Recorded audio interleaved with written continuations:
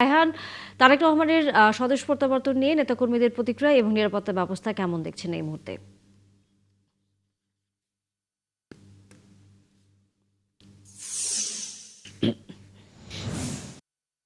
আমি যদি শুরুতে নিরাপত্তার কথা একটু বলি, এখনো কিন্তু নিরাপত্তা কর্মী যারা রয়েছেন বিভিন্ন বাহিনী থেকে যারা এখানে আছেন তারা তাদের দায়িত্ব সঠিকভাবে পালন করছেন এবং তার যে আমার ঠিক পিছনে যে মঞ্চটি রয়েছে সে মঞ্চে কিন্তু তারা কাউকে প্রবেশ করতে দিচ্ছেন না, বা যারা একটু উকি দিয়ে দেখার চেষ্টা করছেন তাদেরকেও সেখান থেকে সরিয়ে দিচ্ছেন।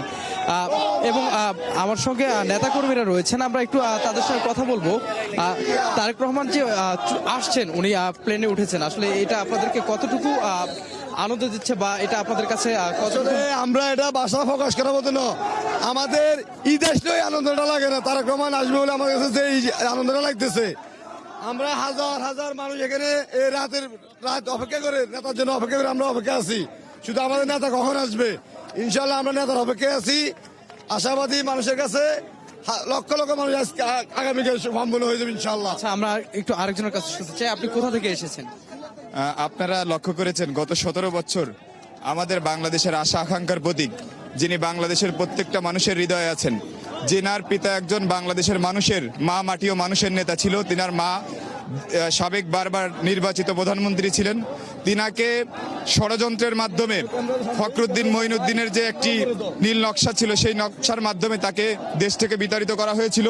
তিনি দূরে থেকেও, লন্ডনে থেকেও বাংলাদেশের মানুষের সাথে কানেক্ট ছিলেন এবং বাংলাদেশের মানুষের সাথে সার্বক্ষণিক সে যোগাযোগ রেখেছে, দলকে সুসংগঠিত রেখেছে এবং সর্বোপরি 5ই আগস্ট ছাত্র জনতার যে বিপ্লব হয়েছে, এই বিপ্লব কিন্তু তার সেই যে প্রতিজ্ঞা, বাংলাদেশের মানুষের জন্য যে ভালোবাসা, বাংলাদেশের মাতৃভূমির জন্য যে নারীর টান, সেই টানের অংশ হিসেবে কিন্তু সার্বক্ষণিক বাংলাদেশের মঙ্গলের জন্য সে চেষ্টা করেছে।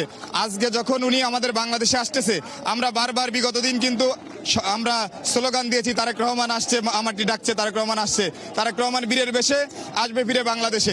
আপনারা লক্ষ্য করেছেন যে বাংলাদেশে বীরের বেশে যদি কেউ আসে, বাংলাদেশের ইতিহাসে মনে হয় এরকম দিন আর কখনো কোনো নেতার জন্য হয়নি। যারা তারেক রহমান আগামীকালকে যখন বাংলাদেশে পা দিবে, তখন আমরা দেখতে পারবো যে বাংলাদেশের মাটি থরথর করে কাঁপতে থাকবে এবং বাংলাদেশকে গ্রহণ করবে।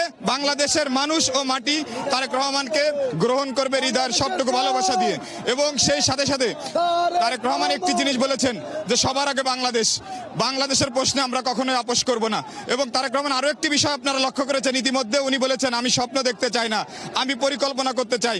উনি অলরেডি 31 দফা যেমন ঘোষণা করেছেন বিএনপির পক্ষ থেকে, তেমনি ভাবে উনি আমাদের বাংলাদেশের সমাজটা কিন্তু নারীরা বঞ্চিত থাকে, সেই নারীরা এবং কৃষকরা যাতে বঞ্চিত না হয় তার জন্য একটি কৃষি কার্ড এবং একটি ফ্যামিলি কার্ডের ব্যবস্থা করেছে, যেটার মাধ্যমে বাংলাদেশের নারীরা আর বঞ্চিত থাকবে না। বাংলাদেশের নারীরা তারাও সমৃদ্ধশালী হবে এবং পুরুষের পাশাপাশি নারীরাও এই সমাজ গঠনের জন্য, এই রাষ্ট্র গঠনের জন্য তারা অগ্রহী ভূমিকা পালন করবে। তার জন্য একমাত্র পরিকল্পনা গ্রহণ করেছেন বাংলাদেশে, সেটি হচ্ছে দেশনায়ক জনাব তারেক রহমান। উনি শুধু পরিকল্পনায় সীমাবদ্ধ থাকেননি, আপনারা দেখেছেন দীর্ঘ 17 বছর উনি লড়াই সংগ্রামে নেতৃত্ব দিয়েছেন। আমি বাগেরহাট সদর উপজেলা ছাত্রদলের সদস্য সচিব, আমরা দেখেছি আমাদেরকেও উনি বিভিন্ন সময় নির্দেশনা দিয়েছেন যে এইখানে এই করতে হবে, এইভাবে আন্দোলন করতে হবে, এইভাবে মাঠে থাকতে হবে, ফ্যাসিস্টদের বিরুদ্ধে চোখে চাক রাঙিয়ে কথা বলতে হবে। আমরা জেল খেটেছি, মামলা খেয়েছি, শুধুমাত্র ওনার সেই কথার কারণে, ওনার সেই স্বপ্ন দেখানোর কারণে। আমরা মনে করি আমাদের সেই স্বপ্ন দেখার সমাপ্তি আগামীকালকে ঘটবে এবং এই সমাপ্তির মাধ্যমে আমরা আগামীকালকে থেকে বাংলাদেশকে একটি সোনার বাংলাদেশ। তা নিয়ে আমরা আসলে শুনছিলাম আসলে তার নেতাকর্মীদের যে আবেগটি রয়েছে। আমরা একটু আরেকজনের সঙ্গে কথা বলবো। আপনি কোথা থেকে এসেছেন এবং আপনার?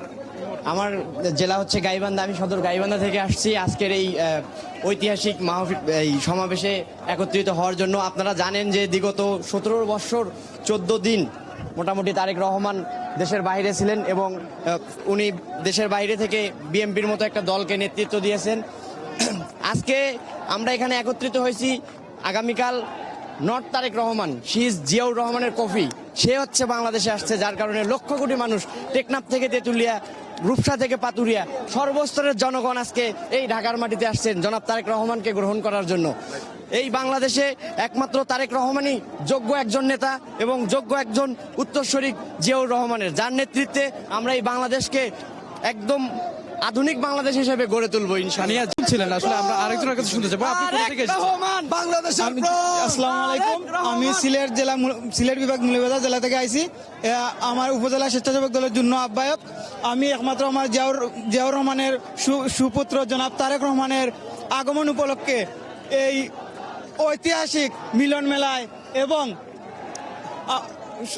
বেগম খালেদা জিয়ার পুত্র তারেক রহমানের আশায় আমরা দেখার জন্য আমাদের সিলেট থেকে প্রায় 2-3 লক্ষ মানুষ আসতেছে, আজ এখনো আসছে এবং অলরেডি এসে গেছে 2 থেকে 3 লক্ষ মানুষ। আমরা ইতিহাসের সাক্ষী হওয়ার জন্য আমরা মৌলভীবাজার জেলা ধন্যবাদ রায়হান কবির। আপনার মাধ্যমে আমরা শুনছিলাম সেখানে আসা যারা নেতাকর্মী রয়েছেন এবং একই সাথে উৎসুক যে জনতা রয়েছেন তারা সবাই তারেক রহমানের জন্য অপেক্ষা করছেন এবং আগামীকাল সকালে আজকে সকালে যখন তারেক রহমানকে সরাসরি তারা সামনে দেখতে পাবেন তখন নিশ্চয়ই এই আবেগ আরও বেশি প্রকাশিত হবে।